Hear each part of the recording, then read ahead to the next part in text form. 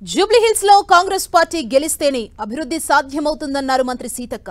10 ఏళ్లుగా జూబ్లీహిల్స్ ఎలాంటి అభివృద్ధికి నోచుకోలేదని ఆరోపించారు. కాంగ్రెస్ అభ్యర్థి నవీన్ యాదవ్ లోకలన్న ఆమె నియోజకవర్గంపై పూర్తి అవగాహన ఉందని చెప్పారు. జూబ్లీహిల్స్ నియోజకవర్గంలో 50,000 మెజారిటీతో కాంగ్రెస్ అభ్యర్థి నవీన్ యాదవ్ గెలవబోతారంటున్న మంత్రి సీతక్కతో మా ప్రతినిధి ప్రతాప్ ఫేస్ టు ఫేస్.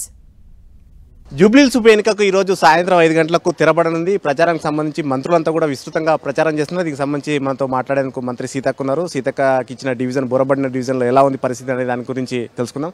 అక్క, ఎట్లా ఉంది ప్రచారం? ఈ రోజు సాయంత్రంతో ఎండ్ అవుతుంది. మీరు ఇప్పటివరకు విస్తృతంగా దాదాపు వారం 10 రోజులుగా పూర్తిగా ఇక్కడే మకాం వేసి ప్రచారం చేసిన పరిస్థితి ఎట్లా ఉంది? రెస్పాన్స్ చాలా బ్రహ్మాండంగా ఉంది. ప్రజల నుంచి మంచి స్పందన ఉంది. చేరువలో చేతి అభ్యర్థి ఉన్నాడు. మా ఇంటికి చేరువలో ఉంటాడు, మా గల్లీకి చేరువలో ఉంటాడు, మా గడపకు దగ్గరలో ఉండే అభ్యర్థి నవీన్ యాదవ్. కాబట్టి అధికార పార్టీ, అభివృద్ధి చేసేటువంటి పార్టీ, ప్రజా సంక్షేమం నిర్వహిస్తున్నటువంటి పార్టీ. కాబట్టి కాంగ్రెస్ పార్టీని గెలిపించుకోవాలి. గత 3 టర్ములు ఇక్కడ కాంగ్రెస్ పార్టీకి అవకాశం రాలేదు.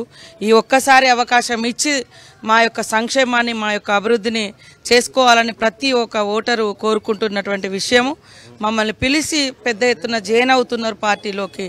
కాబట్టి చాలా బ్రహ్మాండమైన మెజార్టీతో గెలవబోతున్నాం. కానీ ప్రతిపక్ష బీఆర్ఎస్ మాత్రం ఒక ఆరోపణ చేస్తుంది. ఖచ్చితంగా కాంగ్రెస్ పార్టీని మెడల్ వంచి పనిచేయించాలి, 6 గ్యారంటీస్ అమలు కావాలంటే కనుక ఈ ఎన్నికల్లో బుద్ధి చెప్పాలని చెప్పేసి చెప్తుంది.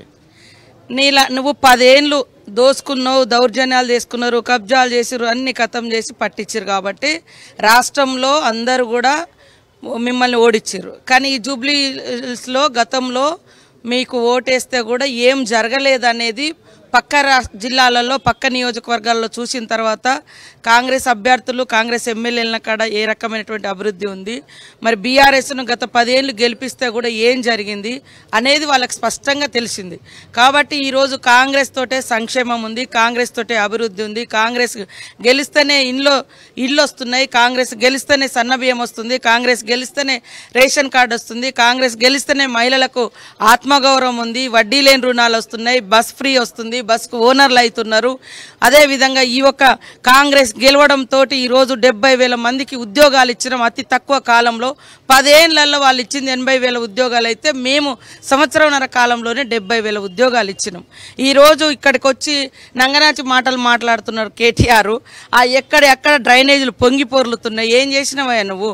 ఆ భూములు కూడా అమ్మేసి ఇవాళ పాపం బోరుబండ నుంచి మాదాపూర్ పోవాలంటే ప్రైవేటు వ్యక్తుల భూములు అమ్మి వాళ్ళందరూ ఎక్కడికక్కడ రోడ్లను కబ్జా చేసి రోడ్లు కూడా బయటికి పోవడానికి లేకుండా చేశారు.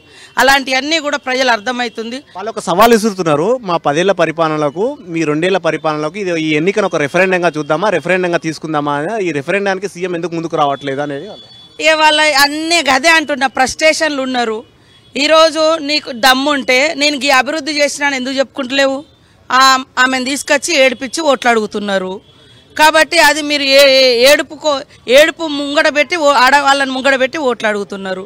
అసలు నీకు ఆడవాళ్ళ మీద ఎంత వ్యతిరేకత ఉంటుందంటే ఆయనకు సొంత చెల్లిని ఓరవైతివి, మాగంటి గోపినాథ్ మా తల్లి కన్నీళ్ళని కూడా చూడబడుతుంది. కాబట్టి ఇవాళ రెఫరెండమా కాదా అనేది రేపు 14వ తారీఖు నాడు ఖచ్చితంగా తెలుస్తుంది. ప్రధానంగా ఒక ఆరోపణ వినిపిస్తుంది. కాంగ్రెస్ పార్టీ డ్రామాను తెరదీపిస్తుంది. ఆయన మాగంటి గోపినాథ్ చనిపోయిన తర్వాత 6 నెలలకు అంటే ఎలక్షన్ ముందు కావాలని చేస్తుందని చెప్పి మీ మీద ప్రధానమైన ఆరోపణ, అలిగేషన్. దీనికి ఏం చెప్తారు? నేను అడుగుతున్నా, నీ చెల్లి అడిగే సమస్యలకు సమాధానం చెప్పు, మాగంటి గోపినాథ్ గారి తల్లి అడిగే అటువంటికి సమాధానం చెప్పు. ఇది మొత్తం మీద సీతక్క బోరబండలో ఇంటింటి ప్రచారం చేస్తున్నారు. సాయంత్రం ముగుస్తున్న నేపథ్యంలో ఇంటింటి ప్రచారం చేస్తూ కూడా ఓటర్లను ప్రసన్నం చేసుకునే ప్రయత్నం చేస్తారు. మొత్తం మీద జూబ్లీహిల్స్ లో మాత్రం కాంగ్రెస్ పార్టీ దాదాపు 50,000 మెజార్టీ సాధిస్తుందని చెప్పేసి ఆమె ధీమా వ్యక్తం చేస్తున్నారు. కతిరాజుతో ప్రతాప్, 10 టీవీ, బోరబండ నుంచి.